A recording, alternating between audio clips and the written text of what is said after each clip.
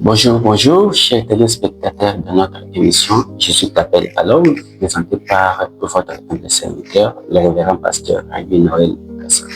Je vous espère bien portant. Nous allons parler sur quelque chose qui va nous édifier tous. Vous savez très bien que Dieu, en créant l'homme, il a placé toute sa confiance dans l'homme. Mais l'homme a déçu. C'est pourquoi il est allé loin de la face de Dieu.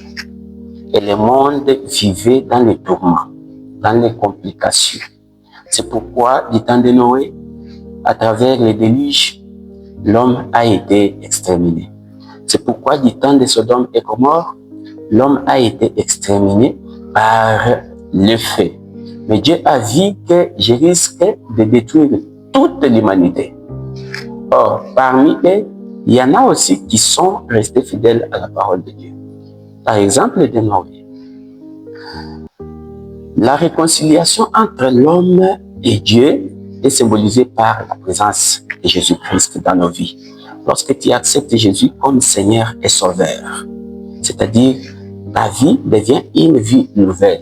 Toutes les anciennes choses-là, mauvaises, passent et il y aura la présence et la renaissance de nouvelles choses. La parole de Dieu est inspirée de Dieu pour enseigner, pour recadrer. Et cette parole est comme une pilule amère. Parfois, ça fait mal lorsqu'on touche sur ce que nous faisons, qui est déjà considéré comme étant péché chéri. Pour quitter et abandonner ce péché, c'est tout un problème. Et lorsqu'un enseignant passe devant, un prédicateur parle sur ces péchés-là, tu verras que les fidèles n'aiment pas. Les fidèles préfèrent les enseignements qui les cajolent, qui les flattent. Or, ce n'est pas ça qui sauve.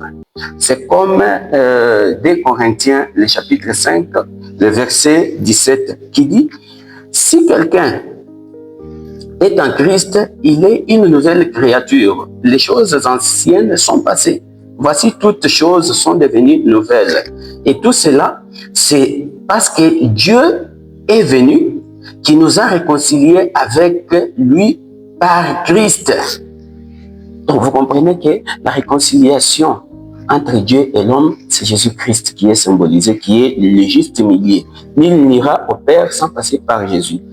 Accepter Jésus, c'est accepter de pratiquer sa recommandation. Dieu nous demande de rester fidèles dans sa parole et la mettre en pratique afin que nous soyons sauvés, nous et nos familles. Le salut est individuel. La masse peut t'influencer dans le mal, le monde peut t'attirer vers le mal, mais ne te donnera jamais le salut. Reste attaché à la parole de Dieu et tu seras sauvé, toi et ta famille, car la réconciliation, c'est Jésus-Christ de Nazareth qui a accepté de sacrifier sa vie pour nous. Que Dieu te bénisse et bonne journée à vous.